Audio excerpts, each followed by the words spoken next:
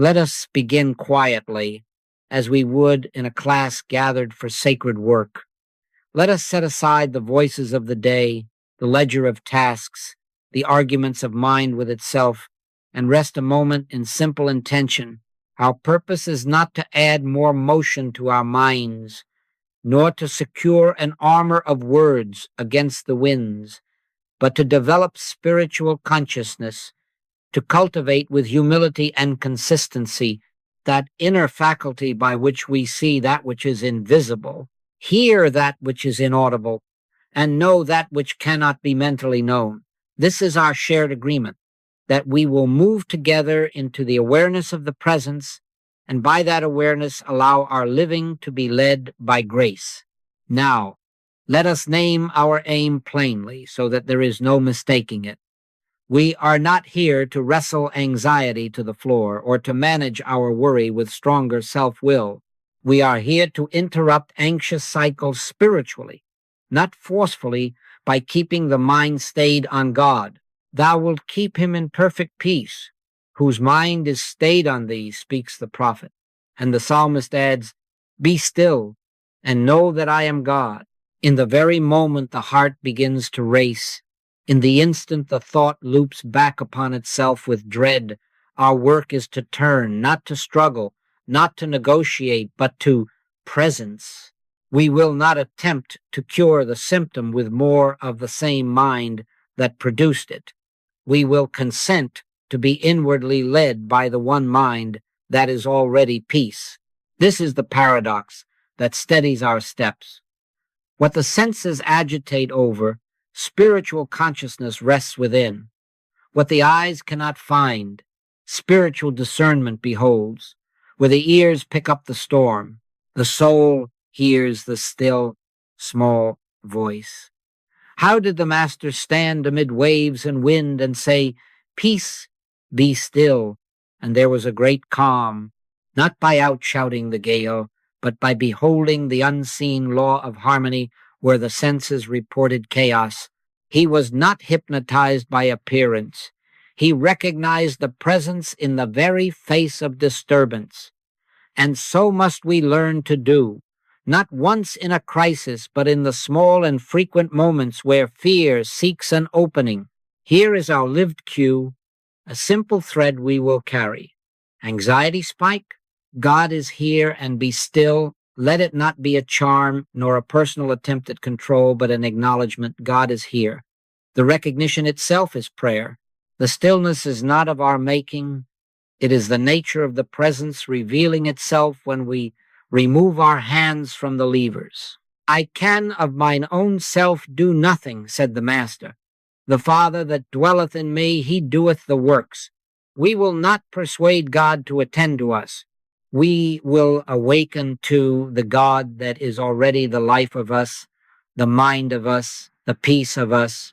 And when the mind slips back toward fixing, we will return gently, again and again, to the acknowledgement, let this be inclusive. We go together. No one here is asked to manufacture holiness or to keep vigil by personal effort alone. If I go not away, the Comforter will not come unto you, the Scripture says. Let personal management go away. Let the inner Comforter come to remembrance. Our pace is unhurried because God is not late. Our practice is simple because truth is not complex. We shall proceed step by step, breath by breath, learning to turn at the first flutter, learning to rest before the mind invents a battle. We will keep our attention on one thing only, the development of spiritual consciousness, so that in the very moment of anxiety, we turn to presence rather than to struggle. And as we do, the law fulfills itself. I and my Father are one. In that oneness, peace is not achieved. It is revealed. Now let us look soberly and kindly at the pattern that has been running our feet before we even know we have stood up to run. A small trigger appears, the email that pings when your heart is already thin, the unfinished bill, the tone in a loved one's voice, the memory that rises uninvited and without so much as a formal announcement. The mind begins its work. A prediction flashes. This will go badly. The body obeys with a tightening in the chest, a fever of thoughts, a belly made hollow, and then, because we have been trained by the world to manage trouble with more doing, we reach for control. We search a calendar, we make a new list, we rehearse the argument, we scroll for solutions at 2 a.m, and for a brief interval there is relief, as if the very act of grasping has soothed the hand that grasps. But notice the next movement. Renewed vigilance. The sentinel within takes up its post and asks, what if? What if not? What about after?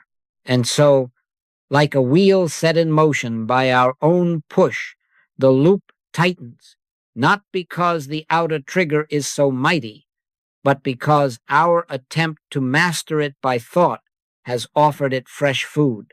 Which of you, by taking thought, can add 1 cubit unto his stature? The master asked. He knew the arithmetic of this loop. Adding thought to fear multiplies fear. We must not make a sin of this. Oh no, these are not failures of character. They are the faithful tattletales that tell us where the eye has shifted from source to circumstance. They are the little bells on the gate ringing, you have looked away. Isaiah gives us the holy reversal. In returning and rest shall ye be saved. In quietness and in confidence shall be your strength. Not in frenzy and in forecasting, not in the magnificence of mental plans, but in turning again to the presence that is already the life of us. Let us be as gentle with ourselves as God is gentle, and yet as firm with our habit as Spirit is firm. We do not need to manage this loop. We need to see it for what it is, a summons to acknowledge God. Now, hear the counter move in the very language of the Master. I can of mine own self do nothing. The Father that dwelleth in me, he doeth the works. If we are honest, we have been saying the opposite in our practice of worry. I of my own self must do everything. If I do not hold it all, it will fall. That is the creed of anxiety, and it is idolatry of the personal sense of I. The gospel shows another way. Be still and know that I am God is not an invitation to paralysis. It is a correction to personal management, a shift of agency from the creature to the Creator, present as our very breath. Therefore, the holy interruption is not a shout at the storm, but a yielding within the heart. It may be as slight as one conscious breath with an inward word, Father. It may be the simple acknowledgement we have already named. God is here, and be still. Not a charm, not a personal lever to pull, but an acquiescence. I do not have to heal this by anxious effort. The presence, recognized, reveals harmony. Do you see, then, how the symptoms can become sacrament? Each flutter is not an enemy. It is a messenger that taps the shoulder and whispers, return, recenter, acknowledge God here. Behold, I stand at the door and knock, says Revelation. The knock does not always sound like a hymn. Sometimes it comes as a quickened pulse or a thought that threatens to take the wheel. But it is still a knock, and if we open to presence, not to the parade of what-ifs, the Christ enters and sups with us, and supping is not a labor, it is a companionship, a quiet sufficiency that settles the house. We must cease interpreting the body's surge as a mandate to act and regard it as a bell that rings us back to the altar within. Set your expectation now where it belongs. The interruption we are learning is subtle, repeatable, and inward. It will not always feel dramatic. There is no need to wrestle a dragon, to shout down the gale, to make a scene in the soul. It is a turning of attention, often no more than a few seconds, that breaks the spell of management and reintroduces the fact God is the only presence and the only power, and in that presence fear has no substance. As we consent to this simple reversal again and again, the loop loosens, The sentinel grows bored and lays down its arms because it is no longer being fed. Thou wilt keep him in perfect peace, whose mind is stayed on thee. Is not poetry for a plaque. It is the mechanics of grace. When the mind is stayed, anxiety has nowhere to hook its claws, and when anxiety has nowhere to hook, it slides off into nothingness from which it rose. Let us be content to practice this in small increments, without theatricality, but with fidelity. When the next trigger appears, and it will, for the world has not yet forgotten, its tricks do not negotiate. Do not set another guard on the wall of your heart. Touch presence. Acknowledge the doer within. Breathe and bow inwardly, not to the trouble, but to the one that is never troubled. And having done that, take the next gentle step before you, not because you have conquered, but because you are carried. In this way we reverse the loop, not by force, but by surrender, and life begins, even now, to be led by grace. Now we must face, gently but frankly, the direction of our gaze when the tremor comes. For many of us, habit has trained us to reach outward to the expert, to the book, to the one who seems to have more light this week than we feel we have.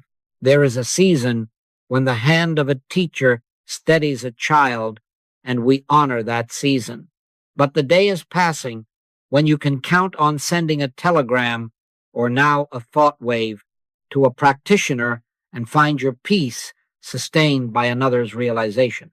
Oh no, not because help is wrong, but because a constant reliance upon another's capacity becomes, in effect, a denial of the Christ within you.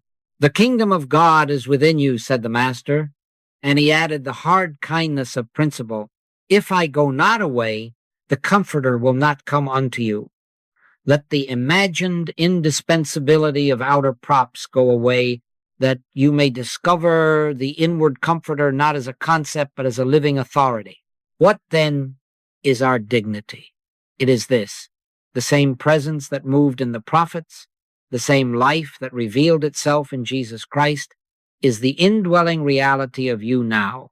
Not a portion, not a lesser grade, but the one presence individualized as your very being. I and my Father are one. All that the Father hath is mine. These are not metaphors to admire. They are identities to be accepted, and with their acceptance a reorientation begins. Outer assistance becomes a signpost, not a source. Companionship on the way, not the way itself. The voice that calmed Galilee is not traveling to you from a distance. It is the voice arising within when personal noise is hushed. Understand humility correctly. I can of mine own self do nothing is not self-contempt. It is self-silence. It is not the emptying that leaves a vacuum. It is the clearing that makes room for fullness. Not my will, but thine be done. Not a resignation to fate, but a consenting to principle. The personal manager lays down his clipboard not to abandon work, but to watch the Father within do the works. Peace does not arrive from outside as a package delivered to your door. It unfolds when you cease managing peace and acknowledge presence. My peace I give unto you, not as the world giveth, give I unto you. Not as the world, there is the pivot. Therefore, from this moment on, let our practice be reoriented. When the flutter starts, do not send a mental telegram across town or across the ether. Return within. Whisper, if you must whisper anything. Father, thou art here. Let it be the bare acknowledgement, not a plea. Pause, and in that pause refuse to negotiate with appearances or with memory. Ask no one to rescue the surface while the depths are unrecognized. Instead, recognize the depth and let the surface settle of itself. In the office, in the kitchen, in the car between appointments, turn not to strategies, but to the inner authority that simply is. You will find that as soon as you cease trying to make peace, peace is found to be making you, and this is not theory. When the personal self steps aside, truth begins to utter itself as guidance you did not invent, calm you did not manufacture, competence you did not rehearse, Christ in you, the hope of glory. Greater is he that is in you than he that is in the world. Let those words cease being posters on a wall and become breath in the moment of need. We accept the responsibility of sonship, not the burden of performance, but the willingness to keep the mind stayed, to let the Comforter speak, to answer life's hour from within. Quietly, unhurriedly, we consent. Thy will be done. And we wait, not idly, but alertly, as Samuel did long ago. Speak, Lord, for thy servant heareth. In that hearing, authority is no longer borrowed. It is realized, and with it, the gentle unfurling of peace. Let us come now to the heart of our reorientation, not merely to whom we turn, but who we are in the turning. The image is as old as the sea and as fresh as this breath, the wave and the ocean. The wave does not send a request to the ocean for fresh water at every crest. It does not negotiate for supply, consult a distant source, or fear that if it falters the ocean may forget it. The wave is the ocean in expression, inseparable and indivisible. It has no life apart from the depth from which it rises and to which it returns in every moment. So are we in God, not supplied by God as from a warehouse at a distance, not held on probation for merit, but living, moving, and having our being in the one that is our very life. I and my Father are one, said the Master, not two trying to reconcile, but one, life expressing itself as you, as me, as all that truly is. This statement is not poetry for a quiet hour only. It is identity, and identity dissolves the premise upon which anxiety builds its case. Anxiety argues from separation. I am a little self, unbacked, unprovisioned, at the mercy of winds and calendars and the opinions of other little selves. Oh no, that is amnesia. That is the wave having forgotten its ocean. All that the Father hath is mine is not the boast of a claimant. It is the recognition of inheritance in oneness. If the ocean is peace, what can the wave lack of peace? If the ocean is wisdom, what guidance can truly be missing? If the ocean is life, what life must be maintained by frantic effort?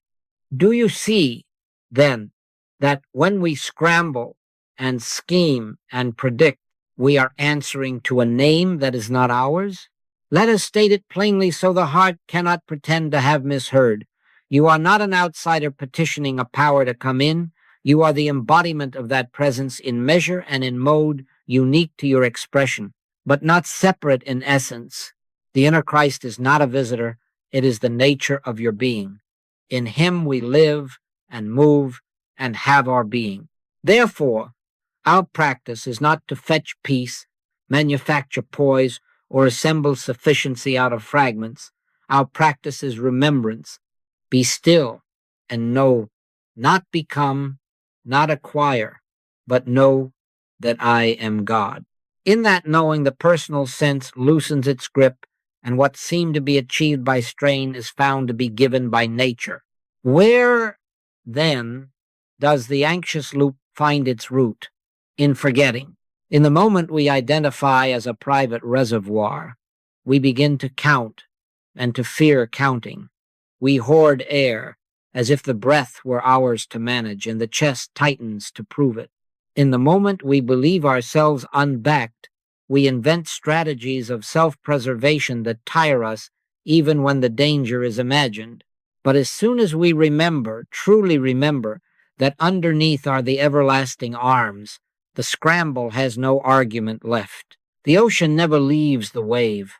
It bears it, shapes it, receives it, and the wave, recognizing its source, ceases to perform the ocean's job and returns to the dignity of expression. That is rest. That is the calm deeper than circumstances, the ocean's calm in the waves' very rise and fall. let us not leave this as an idea. Take the next breath and, without words, feel for the depth that bears it. Before the inhale arrives, the ocean is already here. Before the exhale departs, the ocean remains. Let the breath lift as a gentle crest, and on the settling let the inward acknowledgement whisper itself, if it will, Father, thou art the life of this breath. Not a request, a recognition. In that felt remembrance, the body takes its cue and eases. The mind stands down from sentry duty. The heart hears anew the voice that says, My peace I give unto you. Not as the world giveth, give I unto you. Peace, not fetched, but found, have been our element all along. Now watch what happens as this identity is honored, not once in an hour, but as our way. The fear of insufficiency loosens, because all that the Father hath is mine is no longer a line to quote, but a law to live. The compulsion to explain and defend ourselves quiets because the wave does not justify its shape to the tide, and the effort to hold the universe together by personal thought gives way to the grace of being held. We do not fetch peace, we remember oneness. And in that remembrance, the wave rests not in passivity, but in the ocean's own dynamic calm, ready to move as moved, ready to be as being is, ready to let the Father within do the works. Now let us take this remembrance and give it a form so simple that no hour can exclude it. We are not building an altar of long exertions. We are threading a golden cord through the day so that wherever we touch it, it draws us back to the one. The practice is brief, childlike, and sufficient. 3 soft breaths. On each out-breath, a whisper within, not with lips, but with heart. God is here, and I am still. Again, God is here, and I am still. Again, God is here, and I am still. Not a demand, not an attempt to command the mind, but a recognition, a letting the wave remember the ocean in the rhythm of its rise and fall. At the close of those breaths, add the acknowledgement that unseats the personal fixer. Father within, thou doest the works. I can of mine own self do nothing, said the Master. We agree. And in agreeing, we do not collapse. We consent to the only agency that is ever effective. This is the pivot. In 10 or 20 seconds, the reins are returned to the rider. We take no thought to repair the moment. We bear witness to the presence that is already the wholeness of the moment. Be still and know that I am God. The stillness is not our achievement. It is the natural quiet that appears when we stop trying to be God to our own day. Set the cadence now and keep it tender. Begin upon waking before the feet find the floor. 3 breaths. God is here, and I am still. Father within, thou doest the works. Thank you for being here. Before I ask, let that be the first sound your thought makes in the morning. Then again on the hour, yes, on the hour, or as near to it as the work of the day allows. If you cannot hear the clock, then take the thresholds as your bells. Before opening a door, before sending an email, before a meal is touched, before you answer the call, before you turn the key, as you wait at the red light. These are not interruptions to your life. They are the very oil that keeps the life from heating with friction. Pray without ceasing, the apostle wrote, not by multiplying words, oh no, but by multiplying acknowledgments. Do not make a drama of it. 10 to 20 seconds, repeated, will do more to keep the mind stayed on God than 20 minutes once a week offered as heroics to a storm. The soul does not grow by strain. It grows by steady light. We are training receptivity, not endurance. When the hour arrives, do not grade your result. Do not count your calm. Just breathe, whisper, acknowledge, and release the management back to the Father within. Then take the next ordinary step, answer the letter, stir the pot, join the meeting as one carried. It is your Father's good pleasure to give you the kingdom, not sell it to you for effort. Close each little practice with gratitude and keep it simple. Thank you for being here before I asked. The scripture has already given you the ground for that thanks. Before they call, I will answer, and while they are yet speaking, I will hear. Gratitude seals the act, not as payment rendered for services received, but as the clear-eyed recognition that presence precedes petition. The ocean was here before the wave rose, and it will be here as the form subsides. If you forget, begin again at the next bell. If the hour passes, make the next doorway your hour. This is not a contest of perfection. It is a schooling of attention. As these small acknowledgments lace themselves through your day, you will discover a quiet shift. The mind is not being forced to behave. It is being fed with remembrance. Thou wilt keep him in perfect peace whose mind is stayed on thee. Staying is not clenching. It is turning often, lightly, faithfully, until turning becomes native. In time, you will find the stillness arising on its own, unbidden and sure. But for now, be content with this gentle rule. 3 breaths, God is here, and I am still. Father within, thou doest the works. Thank you for being here before I asked. This is the small door by which great peace enters, not as spectacle, but as habit, habit sanctified into holiness by constancy and grace. Now let us be very simple. When the surge announces itself, when the chest climbs, the jaw sets, the thought begins to sprint ahead of the hour as if it could outrun what it imagines. Do not parley. Do not negotiate terms with a storm. Touch presence and return the reins. Our little rule is enough because it is not our rule. It is the remembrance of the one that is already governing. First, pause. Feel the soles of your feet meeting the floor, or the weight of your body received by the chair. Let the flesh register what the soul knows. You are held. Underneath are the everlasting arms. Do not go hunting for a better moment. Take this one and let gravity preach the gospel downward. Steady, born.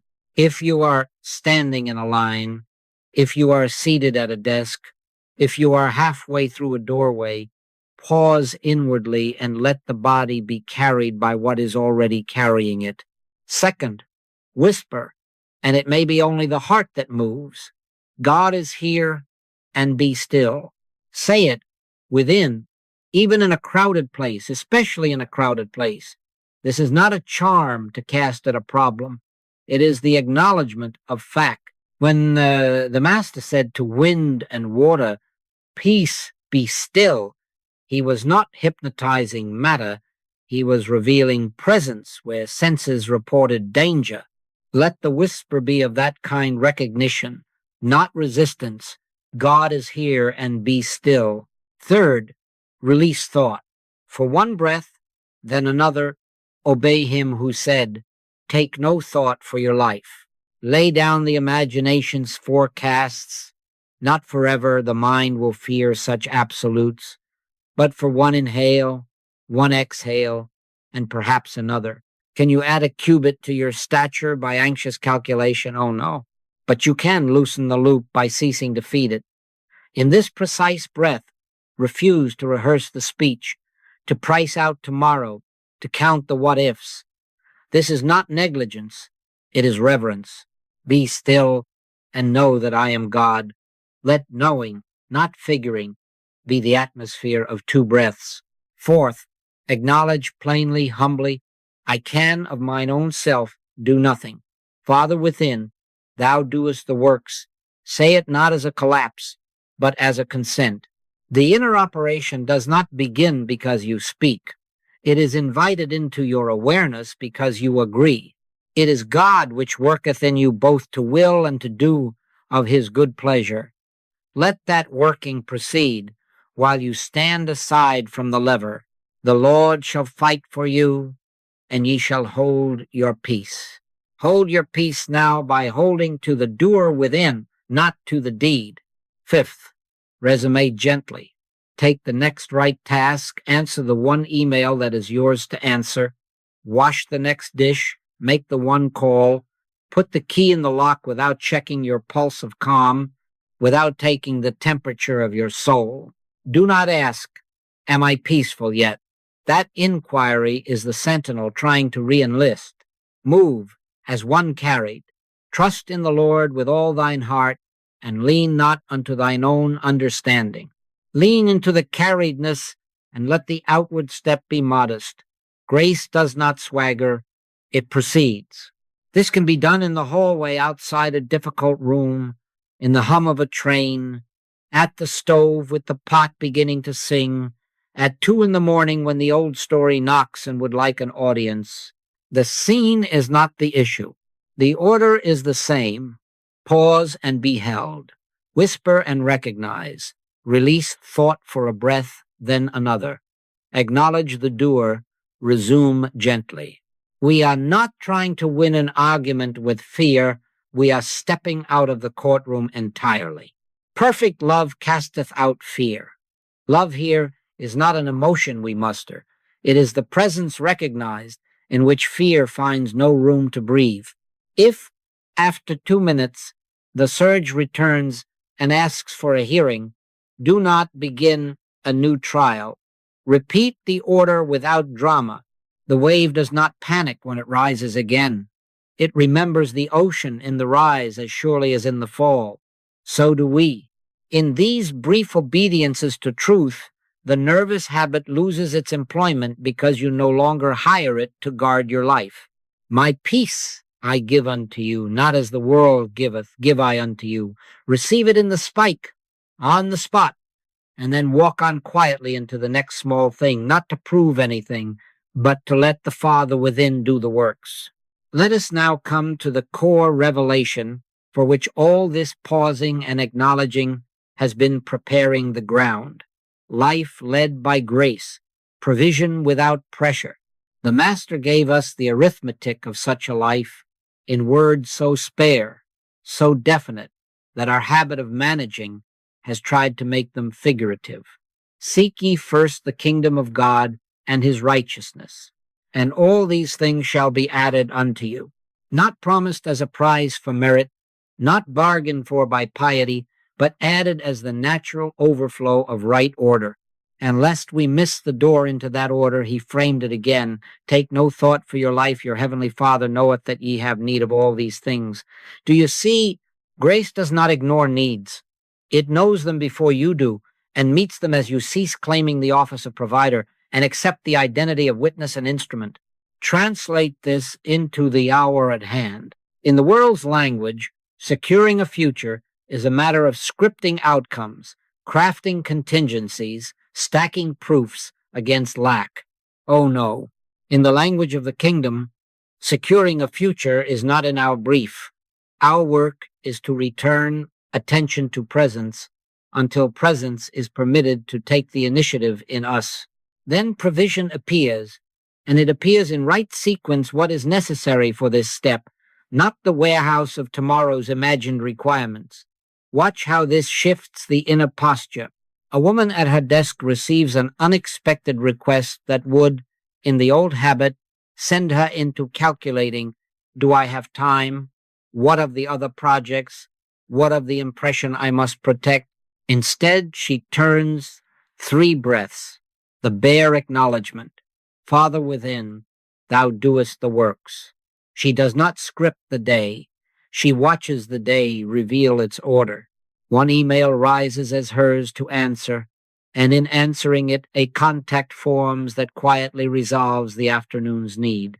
Provision unfolds not as a stunt, but as an unobtrusive rightness, the added things, arriving like dew rather than like freight. Train this stance with gratitude in the ordinary, for thanksgiving is the language of those who have ceased to manufacture and have begun to recognize. With each sip of water, inwardly thank the source, not to ingratiate yourself with a reluctant giver, but to school your attention to find God in the ordinary. Thank you for being here before I asked. When you send an email, before the finger touches, send acknowledge the doer. It is God which worketh in me both to will and to do. When you stand at the sink and the warm water meets your hands, say within, the earth is the Lord's, and the fullness thereof. These are not quaint devotions. They are the daily rehearsal of truth until truth begins to utter itself as calm competence, as non-anxious sufficiency, as ideas that arrive in time and not in tantrum. Before they call, I will answer, and while they are yet speaking, I will hear. Gratitude tunes the ear to that prior answer. Then let us take the further step that seals relief. Surrender ownership. Loose it and let it go. Health, time, supply. They are not your possessions to hoard, defend, or measure as if a private reservoir were at stake. They are God's to express as your life. Say it plainly to your own heart. Here, Father, you take all the health manifested as you will. You take all the hours, order them as you will. You take all the supply, circulated as you will. I can of mine own self do nothing is not a dirge, it is the unlocking of the storeroom. As long as we clutch, we confess separation and ensure strain. As soon as we release, we confess oneness and discover the ease of being carried. Not my will, but thine be done, understood rightly. That is not the signature on a resignation letter. It is the authorization form that permits grace to take the helm you have been white-knuckling. Mark what happens in this surrender. Anxiety fades, not because every outer question is answered in advance, but because responsibility for outcomes has been transferred from a fictitious personal self to the only doer. You will discover the quiet satisfaction of daily bread, not a month stacked in the pantry of imagination, but sufficiency for this day, and then this day again tomorrow. Remember the wilderness. Manna fell as needed, not as hoarded proof. And how did Jesus feed thousands with a few loaves and fishes? By the same principle brought to sight, he gave thanks. He kept mind on the unseen abundance, and out of that acknowledgement the visible conformed. Consider the lilies, he said, not to shame our planning, but to show us that life out of source beds itself in beauty without sweat.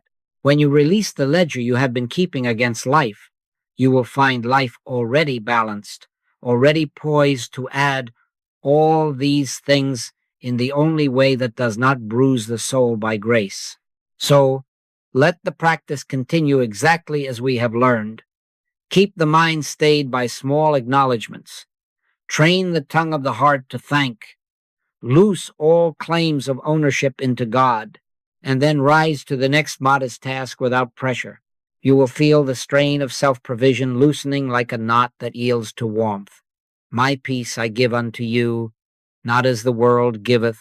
Receive it in the act of releasing, and watch as the necessary forms arrange themselves, appointments kept in right proportion, answers arriving before questions harden into fear, help appearing as neighbor, as insight, as quiet stamina. This is not magic, it is order. It is the kingdom come in the only place it ever comes within, and all these things added as the natural shine of a life no longer at war with its source. Now I must set your expectation plainly and tenderly. Months of steady acknowledgement ripen into something you cannot schedule and cannot force. We do not plant a seed on Monday and dig it up on Tuesday to see if roots have formed. We water, we keep the soil turned toward light, and one morning we notice that greenness has stolen a march on our watching. So it is with these small obediences on the hour. After a season not long to God, but often longer than our impatience prefers, you will awaken to find a quiet shift has taken place. The practice you have been doing has become the atmosphere in which you are being done. That movement I have called transition, the moment, or rather the season, when truth begins to utter itself within you, unbidden and sure.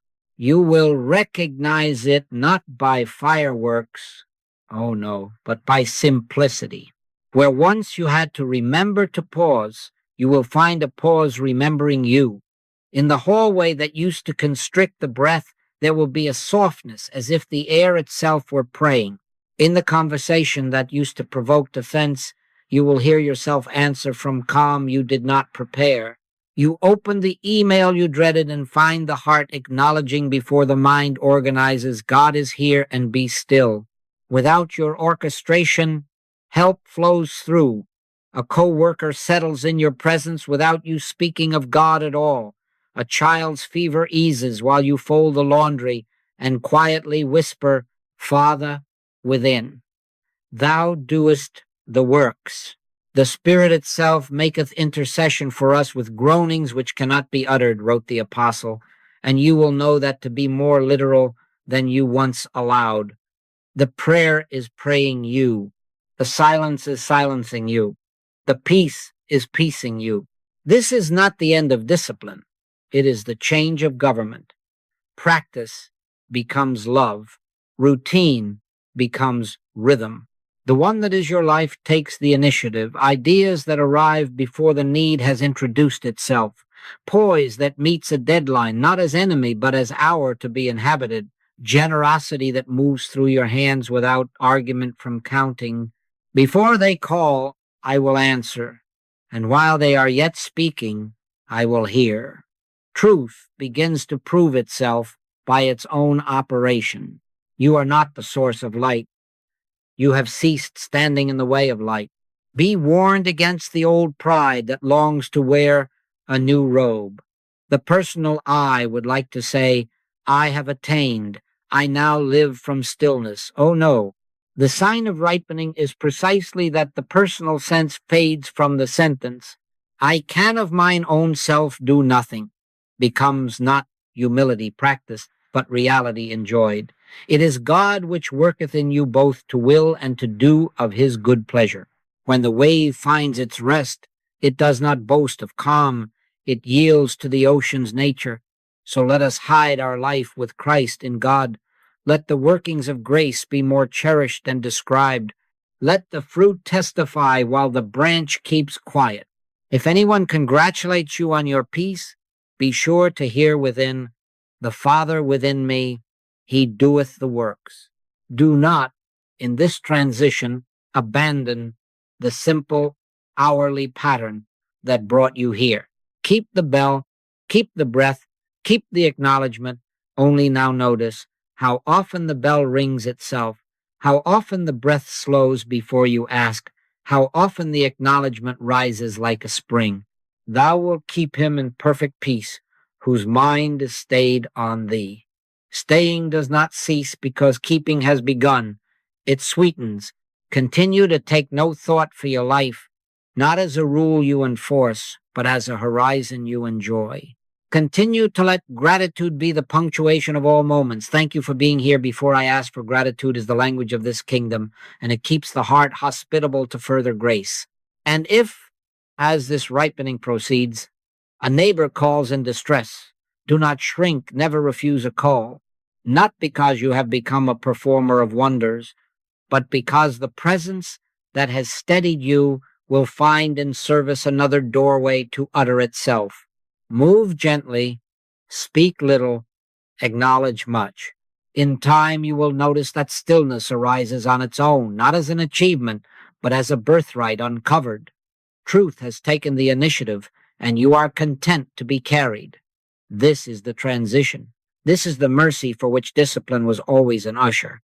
Keep walking in the same quiet way, and let the Comforter do what only the Comforter can do, lead you into all truth, moment by moment, breath by breath, until it is truth speaking, truth acting, and peace living you. Now we come to the outflow, to the way peace stabilizes by being shared. From this moment on, never refuse a call. I do not mean become an advice giver or a fixer of scenes. Oh, no. I mean treat every summons, whether it is your own surge of anxiety or the distress voiced by a neighbor as a divine appointment to remember presence. Your fear knocks? Answer the call with God is here and be still. A colleague trembles? Answer the call with God is here and be still. Where two or three are gathered together in my name, there am I in the midst of them. The gathering is not only bodies in a room, it is attention meeting attention in the name, in the acknowledgement of presence. Offer what you have, and what you have is not cleverness, not strategies, not guarantees. Silver and gold have I none, but such as I have give I thee. What do we have? We have this atmosphere born of practice, the hush that says within, my peace I give unto you.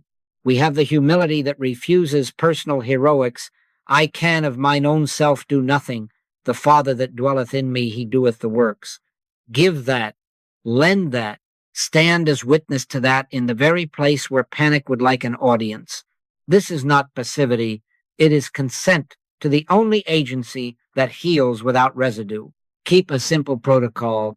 Before words, share a breath. If it is fitting, say softly, let us be still for a moment and do together what you have learned to do alone. 3 gentle breaths, and on the out-breath, God is here, and be still. Then a brief silence, 10 seconds, 20 enough to remember who is present and who is doing the doing. In that quiet, acknowledge for both, Father within, thou doest the works. Now speak. If speaking is given, be swift to hear, slow to speak, and let your words be few and salted with grace. Do not explain God. Recognize God. Do not promise outcomes. Bear witness to presence. Often you will find that the heart steadies before any counsel is shaped, and sometimes no counsel will be required at all. As you do this, discover the reciprocity that is the law of spirit. He that watereth shall be watered also himself. The peace that flows through you takes root in you. The anchoring you lend to another is the very anchoring that deepens your own life. Who comforteth us in all our tribulation, that we may be able to comfort them with the comfort wherewith we ourselves are comforted of God. In service, the channel widens by use. You will walk away not drained by effort, but quieted by witnessing. The waves steady because the ocean has flowed through. Guard your boundaries with love, which is to say, remain available to presence, not available to every demand. Even the Master withdrew to the mountain alone to pray. There will be hours when the inner yes does not rise to action. Do not force it to please a clamor. Let your communication be yea, yea, nay, nay. If the answer is no in form, let it remain a yes in spirit. Lift the one who called into the silence, and there, without words, say, Father, thou knowest. Leave them not to neglect, but to God. Never refuse a call means never refuse to turn to presence concerning the call. It does not mean submit your life to the tyranny of needs perceived through separation. Keep the bell, keep the breath, even in the midst of serving, for we cannot give from a well we will not let be filled. Take no thought for the result. Do the next gentle step given you, and then step aside. This is our way.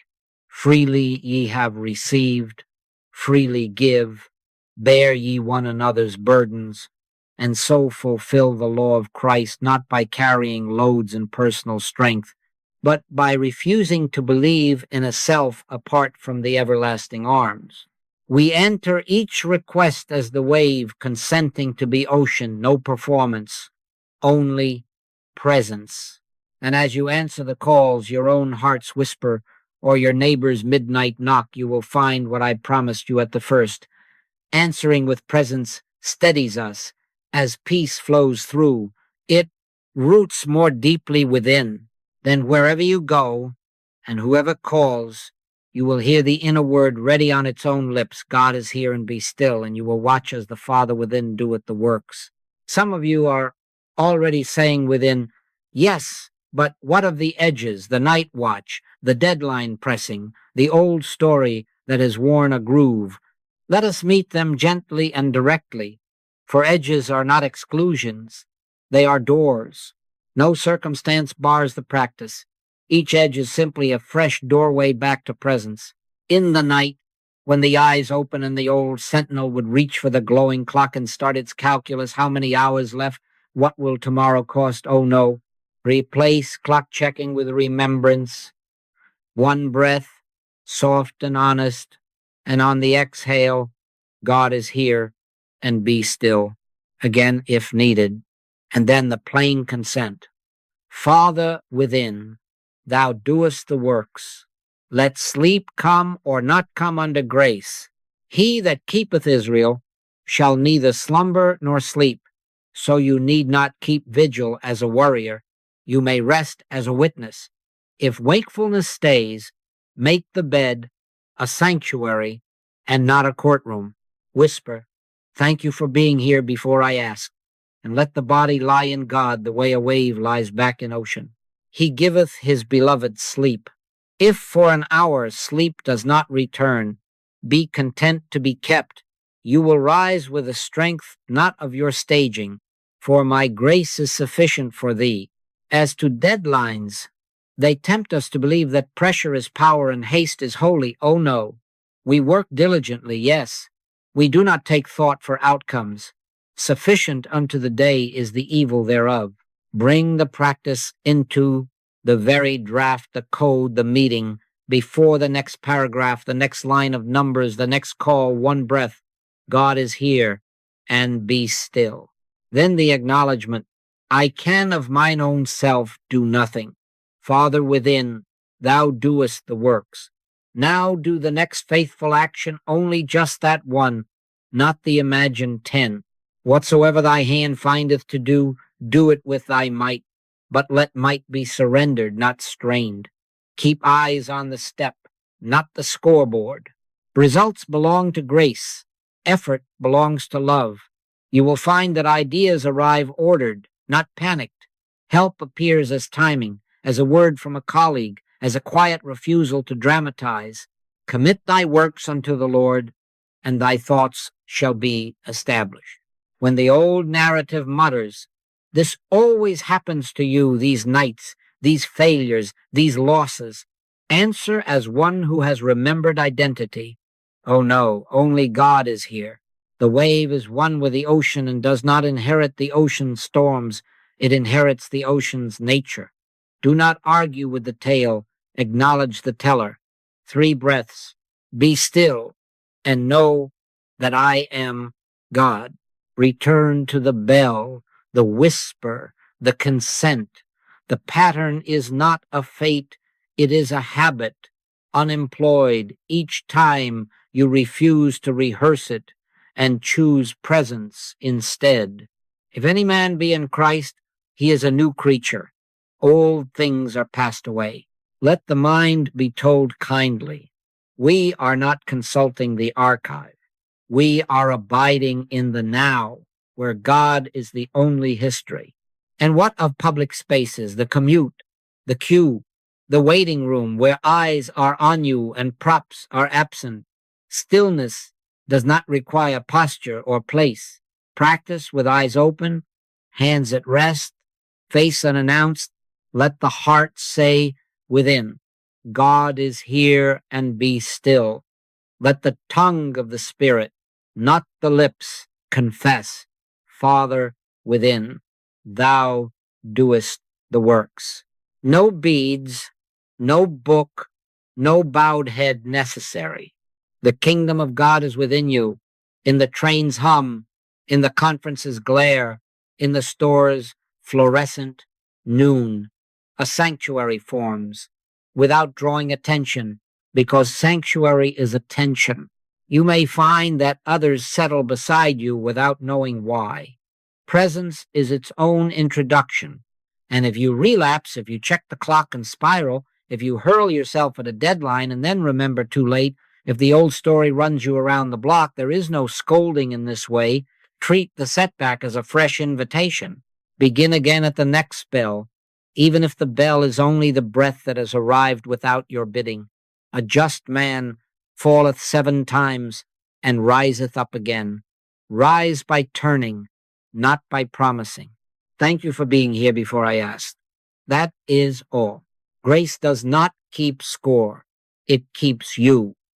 Perfect love casteth out fear, and fear's last refuge is often the accusation that you have failed the practice. Oh no. You have another doorway, and it has your hand upon the knob already. Open it now. God is here, and be still. Let us lay a light rule of life, not a yoke to bow the neck, but a trellis on which peace may climb. Thou wilt keep him in perfect peace, whose mind is stayed on thee, not by heroic marathons, oh no, but by humble, rhythmic turnings that become as natural as breathing. In the morning, before the feet touch the floor, 3 gentle breaths. On the first out-breath, let the heart whisper, God is here, and be still. On the second, say it plainly, I can of mine own self do nothing. Father within, thou doest the works. Then, while the house is yet quiet, read a brief passage. The Lord is my shepherd, I shall not want, or seek ye first the kingdom of God. Only a line or two, not to stock the mind, but to stir the remembrance. Close the eyes 1 minute, just one in consent. Here I am, Lord, that is all. Now let the feet find the floor, conscious of, this is the day which the Lord hath made. We will rejoice and be glad in it, and step out without taking thought for the day. Let the day be carried by the one who has announced his presence. At midday, make of every meal and every transition a little sanctuary. Whether therefore ye eat or drink or whatsoever ye do, do all to the glory of God. Before the first bite, within and unannounced, God is here, and be still. Add 1 sentence of gratitude. Thank you for being here before I asked. At the doorway between tasks, at the moment the meeting link opens, as the phone begins to ring, make a 2-second altar. Father within, thou doest the works, not as charm, but as order. If you forget at lunch and remember halfway through, oh no, no scolding, take the next sip as your beginning. These are the small acknowledgments that keep the mind stayed and make stillness habitual rather than heroic. In the evening, review the day gently, as one who trusts the gardener with his own garden. Sit for a few minutes and ask, where did present surprise me? Where did I reach for the lever again? Do not prosecute yourself. Bear witness.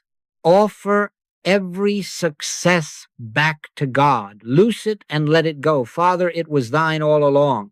Offer every knot also. Into thy hands I commend my spirit, my work, my concerns. Cast thy burden upon the Lord, and he shall sustain thee. Let the ledger close without balance by effort. Let grace be your arithmetic. If words will not come, rest in the single acknowledgement that ends all striving. I can of my own self do nothing. The Father within me, he doeth the works. Then sleep as one kept, he giveth his beloved sleep. Once each week, let there be a longer sitting, set apart as the deepening of our simple rhythm. Choose a quiet hour and say little, listen much. Speak, Lord, for thy servant heareth. You need not produce holy thoughts. You need only be hospitable. Let truth utter itself unannounced phrases of assurance, or only a hush in which the heart knows before the ear could hear. The Spirit itself maketh intercession for us with groanings which cannot be uttered. If distractions arise, do not wrestle. Return to the breath and the name God is here, and be still and resume listening. This is the hour in which discipline ripens into tenderness and the Comforter takes the initiative. Keep the structure light, Set gentle bells throughout your day, an unobtrusive alarm on the hour, a note on the doorframe, a calendar whisper that reads only, "Be still." Let doorways be thresholds of remembrance, the kettle a cue, the car ignition a bell. Bind them upon thy fingers, write them upon the table of thine heart, and if a bell rings and you pass it by, do not invent a judge, take the next one. A just man falleth 7 times and riseth up again. We rise by turning. In this way, morning consent, midday acknowledgments, evening release, weekly listening, and gentle reminders, we till the soil so that stillness grows without strain. My yoke is easy and my burden is light. You will find it so, for it is not you sustaining the rhythm. It is the Father within doing the works. Let us close. As we have lived these hours together in quiet consent, we have listened, we have practiced, and now we entrust. Father, we loose and let go health, supply, reputation, time, thine to express, not ours to guard. Into thy hands we commend our spirit, our work, our loved ones, our tomorrows. We do not make a ceremony of renunciation. We make an honest return of ownership. I can of mine own self do nothing. The Father within me, he doeth the works. As we say this, we are not diminishing ability. We are yielding the false office of manager that has kept the heart small, and we are accepting the one true office of witness and instrument. Cast thy burden upon the Lord, and he shall sustain thee. We lay down the ledger and the stopwatch now, all of us, and we stand together in the hush that follows surrender. Take a breath with me and remember your name in God. The wave is one with the ocean, inseparable, indivisible, not an exile fetching substance from afar, but an expression revealing the vastness that is already present. I and my Father are one, said the Master, and we let those words fasten our identity. All that the Father hath is mine, not to hoard, but to shine forth as needed in the hour given. We do not gather courage from bravado. We rest the heart in the sea that owns us. Be still and know that I am God. In that knowing, fear loses its vocabulary. Thou wilt keep him in perfect peace, whose mind is stayed on thee, and we have learned by little obediences to stay the mind.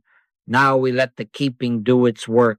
From this moment, let the Comforter remind me hourly that God is here and I am still. Not as compulsion, but as companionship. Not as a bell that scolds, but as a friend who whispers. If I go not away, the Comforter will not come unto you, the Master said, and he has come, Spirit of truth, guiding into all truth, bringing all things to remembrance. Let the reminder meet us in the corridor, the call, the kitchen, the traffic. Let it find us laughing or tired or in the sudden surge, and let it be enough to alter the weather within. God is here, and be still. We do not promise to be perfect. We consent to be reminded. We do not vow a hero's endurance. We accept the child's leading.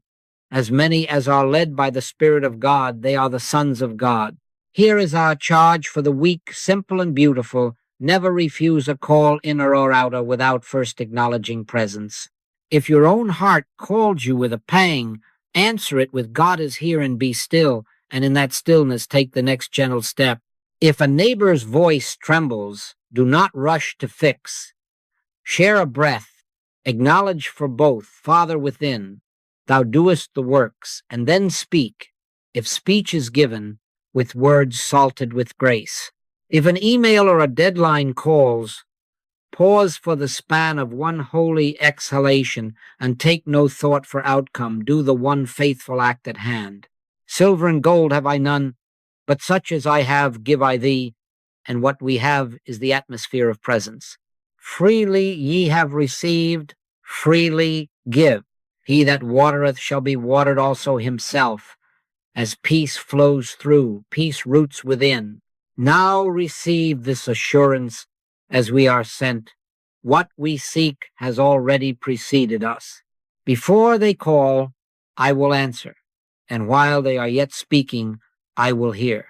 We are not stepping into an empty hallway. Grace is the atmosphere into which we walk. The Lord, He it is that doth go before thee. Fear not, neither be dismayed.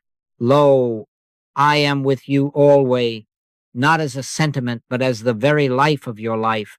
Goodness and mercy shall follow you, and the shepherd leads. This is the symmetry of love.